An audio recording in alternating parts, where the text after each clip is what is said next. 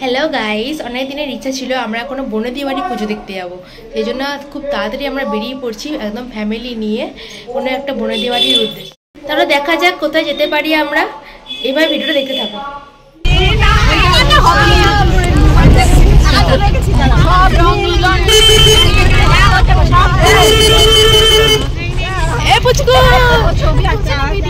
Video ছবিটা তুলবো না।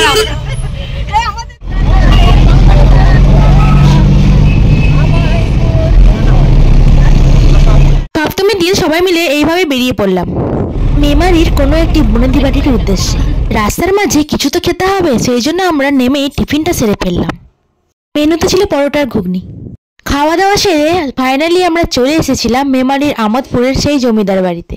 আসে দেখি খুব সুন্দর একটা ছোট্ট মেয়ে, সুন্দর একটা মনোরম পরিবেশ। তারপর নেমেই আমরা ছবি তোলাতে শুরু করে দিয়েছিলাম। তারপর আমার এই ছোট্ট পুচকুটা সবাইকে নাচ দেখাতে শুরু করলো।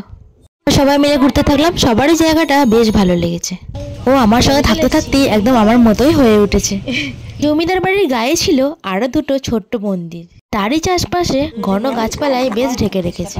এই পাশে ছিল বড় পুকুর, যার ছবি তোলা আমার হয়নি। এবার আমি আর আমার বন্ধু মিলে সেই জমিদার বাড়ির পথে রওনা দিলাম। খুবই এক্সাইটেড ছিলাম ভেতরে ঢুকে দেখার জন্য। বাইরের গেটটা দেখেছো কতটা সুন্দর। আজকাল তো এরকম বনেদি বাড়ি আর দেখাই যায় না। এবার সবাই মিলে রওনা দিলাম ভেতরে ঢোকার জন্য। চারিধারটা এতটাই সুন্দর যে আমাদের মন ছুঁয়ে গিয়েছিল। এরকম বনেদি বাড়ির দুর্গাপুজো দেখতে কার না ভালো লাগে বলো তো? এই বছরে ইচ্ছা করে, বাট আসার উপায় হয় না।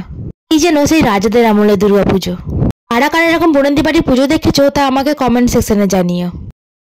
এত গরমের মধ্যে আমরা বেরিয়ে পড়েছি, যারা ভালোই লাগছে না, পসিনা পসিনা হয়ে গেছে। কিন্তু সেদিনকে এতটাই রোদ ছিল যে সবাই খুব ক্লান্ত হয়ে পড়েছিল। তারপর সবাই মিলে ঘোরাঘুরি করে বাড়ি আসার পথে আমরা খাওয়া দাওয়া করেছিলাম এই আপনা ধাবা হোটেলে। এখানে ভেজ থালি থেকে মটন থালি সব রকমেরই ব্যবস্থা ছিল।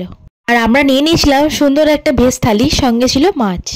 থালিতে ছিল ডাল, শুক্তো, পোস্ত, পাঁপড় ভাজা, চাটনি এবং মাছের ঝোল। হোটেল থেকে বেরোনোর সময় এই ডগিটাকে দেখে আমার তো খুব পছন্দ হয়েছিল। দিন ছিল সপ্তমী, তাই খাওয়া দাওয়া সেরে আবারও বেরিয়ে পড়লাম ঠাকুর দেখার উদ্দেশ্যে।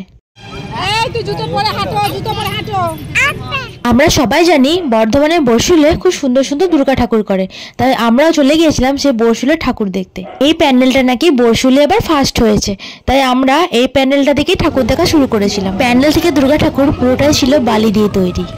এটা ছিল প্যান্ডেলের ভিতরের দিকটা, আর ভিতরের দিকটা দেখো কত সুন্দর হয়েছিল। দেখেছো সবাই মিলে ঘুরতে গেলে কতটা মজা হয়। আমরা গিয়েছিলাম প্রায় 10 জনের মতো, আর সবাই মজা করতে করতে ঠাকুর দেখতে দেখতে চলে এসেছিলাম। কে কি কিনবে আর কে কি করবে এই নিয়ে ভাবতে ভাবতেই সন্ধ্যা হয়ে গেল।